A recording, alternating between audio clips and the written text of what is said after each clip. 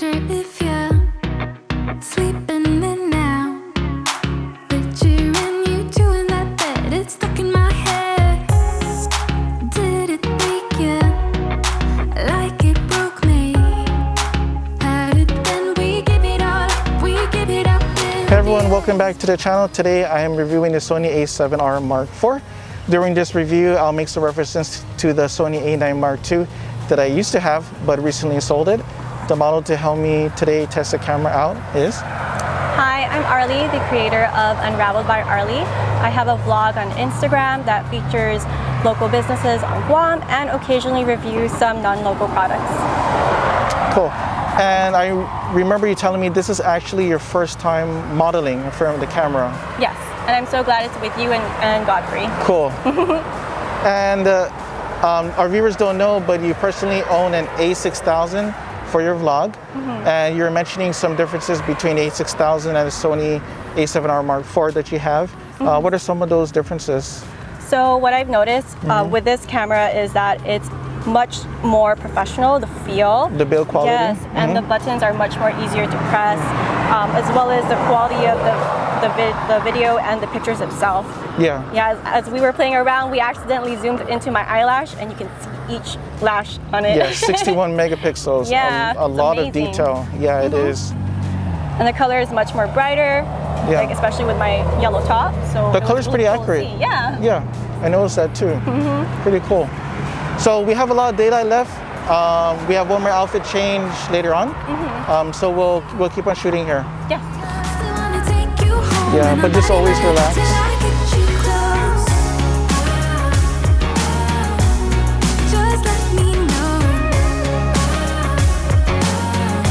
ISO or aperture when the sun's going down.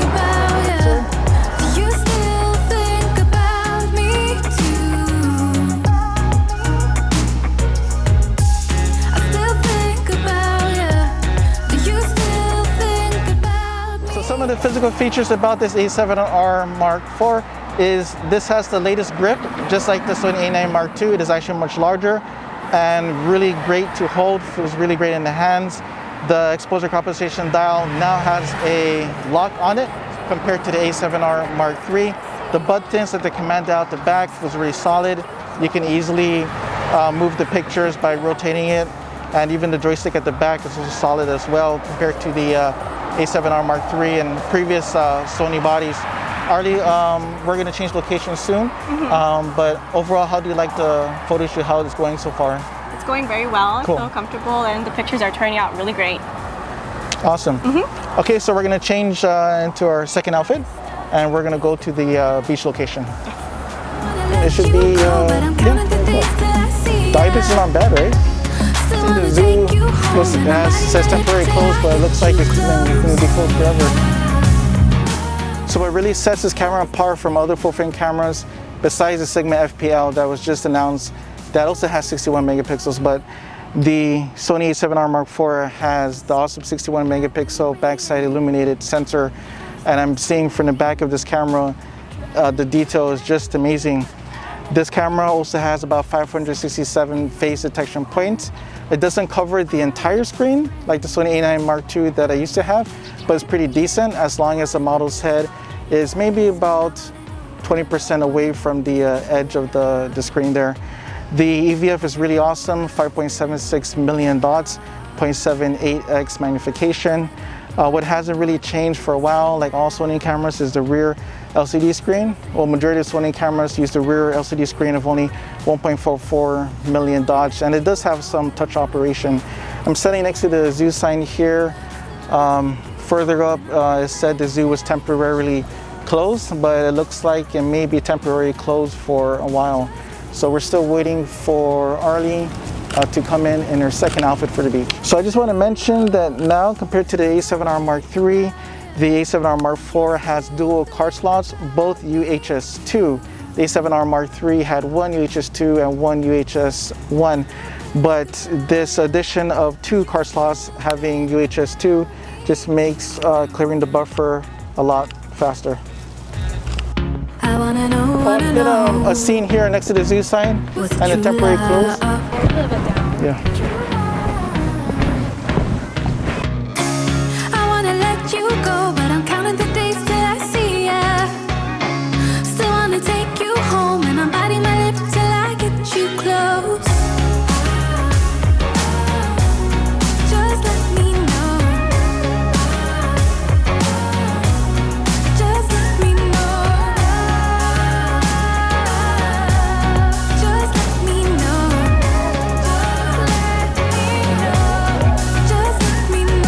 Okay, close eyes on 3. 1, 2, and 3, look out.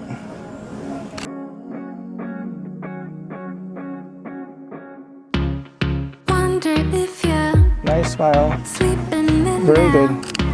Okay, recording now. Picturing you two in that bed, it's stuck in my head. Did it take you like it broke To the me? edge. Had it, then we give it all up, we give it up in the end. I wanna know, wanna know, wanna know. So one cool thing about the A7R IV, just like the Sony A9, I believe the A7 III and the Sony A9 Mark II, they all use what they call the Sony Z battery. I believe that's the Z100 battery. A lot of life left. I think looking at the back screen, let me just press play here. We still have 68% battery life left, and we've been shooting for over an hour. So just for a portrait shoot for over 2 hours, one fully charged battery will last you. We're gonna do a comparison video soon with the Leica SL2-S photographer's using to film. We're gonna put the A7R IV side by side with the SL2-S. Just you check for ibis and film it in 4K 30, both cameras, with Arlie walking up and down the beach here. A7R IV, still kind of expensive camera today. It goes for about $3,500 as of March 2021. But I think if you really want the detail in your photos, especially for portraits, there's only 2 cameras on the market right now that has 61 megapixels. Like I said before, the Sigma FPL and the Sony A7R IV. Okay, so Arlie's gonna come down from here and we're gonna test out the 4K video on the beach. Yep. You will notice right away the Sony color is a little bit more greenish warm and the Leica colors are a little bit more magenta. Sony doesn't really have good ibis, even paired with a 90mm macro lens that does have OSS on it. The Leica SL2, we were using the Lumix 24-70S Pro lens, and as you can see by the 4K video footage, ibis is much better in the Leica compared to the Sony, but the Sony did do better in eye autofocus. So I need to step back a little bit. Okay, you can look at the camera. Still think about you. Slant, look at the peak inside the water, and then eyes. I wanna know what's a true love? The eye autofocus in the Sony A7R IV is amazing. It really reminds me of the Sony A9 Mark II that I used to have. It's just that, like I said earlier, the focus points doesn't go to the edge of the screen. So as long as Arlie's face is like 20% in from the border, this camera is able to pick up her eye. I did notice, just from looking at the EVF and the rear LCD, the colors is very good. I think this is considered maybe Sony's 3rd generation of color science that they have been through in the past. I used to have the A7R Mark II. Oh, I see. And so it was really terrible in colors. And So it's a major upgrade. Yeah, A7R III kind of improved on that, and then A7R IV, which is this one, I can really see a difference, especially the picture of you on the ledge there against the blue sky, coconut tree, or the greens. It really flows well together. That's a very nice pic. The only downside is, I know 61 megapixels is awesome, but like for wedding photographers or people that may not want the whole entire 61 megapixels, Yes. Sony does not provide an option for you to do like a medium file. So you only get 61 megapixels. There's no like medium RAW file or small RAW file. So we just did the video side by side with the Leica SL2-S, and it seems like the ibis is okay, but not as great as the Leica SL2-S. So we still have about 15-20 minutes of light. We're gonna keep on shooting. My body, my lips, till I get you close. Just let me know. Just let me know. Very good look at the camera. I've been waiting for scars to mend. Trying to So we are done with our photo shoot. It was super hot. I feel really dehydrated. But Arlie, what do you think about the photo shoot overall? Well, when we moved on to the beach, everything looked so much better. The clarity in the picture, the vividness of the colors, way nicer than we were in the street. It could be because of the lighting, but Yes. also the camera, of course. Of course. So I really recommend this camera for portraits. Very, very nice. Yes, and I know you didn't like in the way beginning the higher megapixels because it actually shows everything, all your pores in your face. But it did mention that one of the advantages of having like a higher megapixel count, the editor or the photographer can actually zoom in all the way and edit the fine details and take out the, I guess, the fine lines of your face like easier than if it was like a lower megapixel count. So more pixels to work with in editing. So that could be one advantage. But I'm thinking, of course, the disadvantage is the space per photo. 61 megapixels is equivalent to around, I think on the hard drive, like 80 megabytes of photo. Yeah. So if you take like over 100 photos to 200 photos, you're already filling up like over 1 gigabyte of data. I see. Yeah, that's a lot. So it's taking up you probably need to upgrade your hard drives for the computer. But I had fun on the photo shoot, and he did such an awesome job for modeling for the first time in front of camera. Thank you. You're welcome. For our viewers again, can you tell them about your vlog? Because I know the street was kind of noisy. Oh, no worries. So again, I'm the creator of Unraveled by Arlie. You can find me on Instagram. We'll put it here.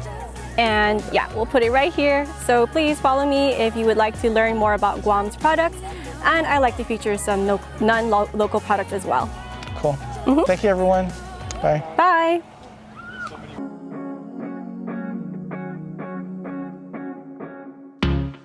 Wonder if you're sleeping in now. Alright, we are home. Let's take a look at some raw files for the Sony A7R IV.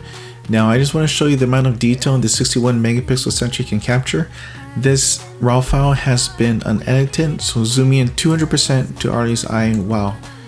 You can count every single eyelash on her eye. It's just crazy the amount of detail. Look at the skin here. Very detailed that the sensor can capture. And again, this was at 200%. Even just looking at her earrings, very, very detailed.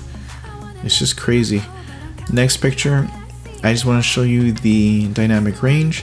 Again, this is unedited, so lowering down the highlights, you can get some details back on the sidewalk and the sky, and increasing shadows, we can easily get details back in Arlie's hair, for example. Very good dynamic range from the sensor, and again, look at all the detail it can capture. This is 200% zoomed in, and the detail on the earrings is really sharp, really there. And the lens I'm using is again the Sony 90mm macro lens. This lens was widely used by Sony photographers before the 85 1.4 G Master came out. So it's not a bad lens to use not only for macro but also for portraits. Next picture here I want to show you. I just want to show you the color profile that I sometimes use. Right now it's on Adobe Color. I sometimes use camera standard. It gives a little bit more contrast and color saturation. If I do camera portrait, it kind of evens out the shadows a little bit, but I do prefer camera standard, and I would just increase exposure just a little bit more and lower down some highlights. But yeah, colors from the Sony is not bad. I believe this is around the 3rd or I think 4th generation color science array. The A7R II that I used to use, I did not like the colors coming out from that camera. So zooming in, a lot of detail that you can see from a 61 megapixel sensor. Now the next example I want to show you, this has been color edited already. We're waiting for the file to load. Okay, so zooming in, it looks like I may have missed focus a little bit. Arlie's earrings are sharp, her face is sharp, but one good advantage of using a high megapixel camera is the croppability.